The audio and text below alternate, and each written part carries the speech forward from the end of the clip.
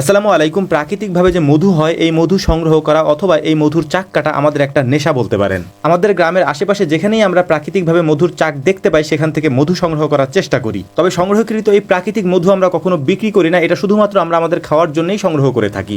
সব থেকে মজার ব্যাপার হলো এই মধুর চাকগুলি আমরা কাটি হচ্ছে রাত্রেবেলা। এর আগে আমরা যতবার কেটেছি রাত্রেবেলাই মধুর চাক আমরা কাটতে যাই। রাত্রেবেলা কাটতে গেলে মধুর মাছিতে কামড় দেওয়ার সম্ভাবনা খুব কম থাকে। তবে আজকে আমরা যেখানে যাচ্ছি বা যেখানে আমরা এসেছি এই জায়গাটা আমাদের বাড়ি থেকে বা আমাদের গ্রাম থেকে একটু দূরে, যে কারণেই দিনের বেলায় আমাদেরকে আসতে হয়েছে। এই মধুর চাকটা মূলত আনিস ভাইদের গ্রামে, উনি আমাদেরকে সন্ধানটা দিয়েছেন যে এখানে একটা মধুর চাক আছে। তবে এই মধুর চাকটা এমন একটা জায়গায় তৈরি করা হয়েছে বা ওরা বানিয়েছে যেখান থেকে মধুর চাক কাটা অথবা মধু সংগ্রহ করাটা একটা অসম্ভব ব্যাপার ছিল আমাদের জন্য। আমরা গিয়ে যেটা দেখেছি, এখানকার মধুর চাকটা ছিল একেবারে 3 তলার ছাদের কার্নিশে। তবে এই ছাদের কার্নিশটা অন্য ছাদের তুলনায় একটু ভিন্ন রকম। এর কারণ হচ্ছে এটার ছাদের উপরে টালি দেওয়া, এটার উপরে সমতল না, যে কারণে এটার ছাদের উপরে উঠে এই মধুর চাক কাটা সম্ভব না। এটা আমরা এসেই বুঝেছি। কিন্তু প্রথমেই যেহেতু বলেছি যে এটা আমাদের নেশার মতো বলতে পারেন, যে কারণেই আমরা যে করেই হোক এই মধুর চাক থেকে মধু সংগ্রহ করব, যদি এখানে মধু থাকে ইনশাআল্লাহ। এই জন্য প্রথমে আমাদেরকে যে কাজটা করতে হবে সেটা হচ্ছে আমাদেরকে একটা মই তৈরি করতে হবে। একেবারে 3 তলার কার্নিশ পর্যন্ত যেখানে ওই চাকটা রয়েছে ওই পর্যন্ত আমাদের একটা মই তৈরি করতে হবে। সেটা আমরা করতেছিলাম। এর পাশাপাশি আমরা তাওড়া বানাচ্ছিলাম। এটাকে আমরা তাওড়া বলি আমাদের স্থানীয় ভাষায় বা আঞ্চলিক ভাষায়। এটা দিয়ে মূলত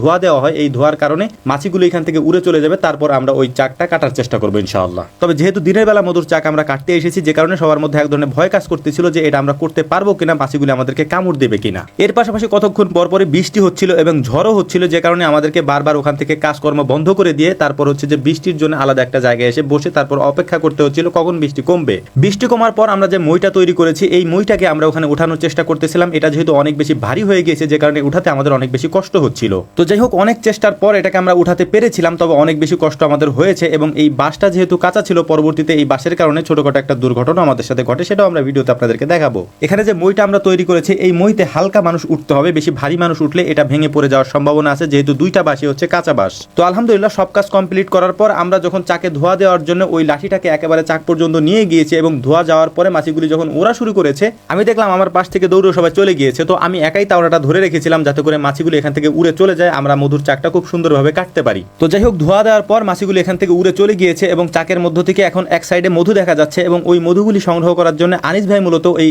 যে আমরা মইটা তৈরি করেছিলাম এটা বেয়ে বেয়ে উপরে ওঠার চেষ্টা করতেছিলেন, কিন্তু একটু ওঠার পরেই অর্থাৎ দোতলা পর্যন্ত ওঠার পরেই অনাকাঙ্ক্ষিতভাবে ওই বাঁশটা ভেঙে যায় এবং আনিস ভাই পড়ে যাওয়ার মতো একটা উপক্রম হয়। তো তাকে আমরা বললাম যে ভাই নেমে যান, আমাদের এটা দিয়ে দরকার নেই, আমরা আমাদের ওয়েতে এটাকে পারার চেষ্টা করি। পরবর্তীতে আবার আমরা ধোয়া দিয়ে তারপর ওই মাছিগুলিকে তাড়িয়ে এরপর মূলত আমি আমার টেকনিকটা অবলম্বন করলাম। সেইটা হচ্ছে আমরা যে বাঁশের মধ্যে ধোয়া দিচ্ছিলাম, মানে যে বাঁশটা দিয়ে ধোয়া দিচ্ছিলাম ওই বাঁশের মধ্যে একটা কাঁচি ঢুকিয়ে দিয়ে একজনকে বললাম যে এটার উপরে দাঁড়াও, তারপর দাঁড়িয়ে ওইখান থেকে যেখান থেকে মধু দেখা যাচ্ছে ওইখান থেকে মধু কেটে ফেলে দাও এবং নিচ থেকে একজনের বালতি এবং পাতিল ধরে রেখেছে যাতে মধুটা ওই পাতিল এবং বালতির মধ্যে পড়ে এভাবে। এবং এই সিজনে মধু পাওয়াটা একটু অস্বাভাবিক ব্যাপার যদিও, কারণ এত বড় চাকের মধ্যে আমরা পর্যাপ্ত পরিমাণে মধু পাইনি। এটার কারণ হচ্ছে এই সিজনে মধু পাওয়ার কথা না, তারপরও আমরা মধু সংগ্রহ করার পর মেপে দেখেছিলাম এখানে প্রায় 1 কেজির মতো আমরা মধু পেয়েছি। কিন্তু এই 1 কেজি পরিমাণে মধু সংগ্রহ করতে যে পরিমাণ কষ্ট আমাদেরকে করতে হয়েছে তা দিয়ে প্রায় 10 থেকে 15 কেজি মধু আমরা অনায়াসেই কিনে নিতে পারতাম। তাছাড়া এই মধুর চাকটি যেহেতু প্রাকৃতিক মধুর চাক, এটা থেকে মধু সংগ্রহ করাটা একটু বিপজ্জনক। এর কারণ হচ্ছে যে কোনো মুহূর্তে এই মাছিগুলি কামড় দিতে পারে এবং এই কামড়টা যদি দেয়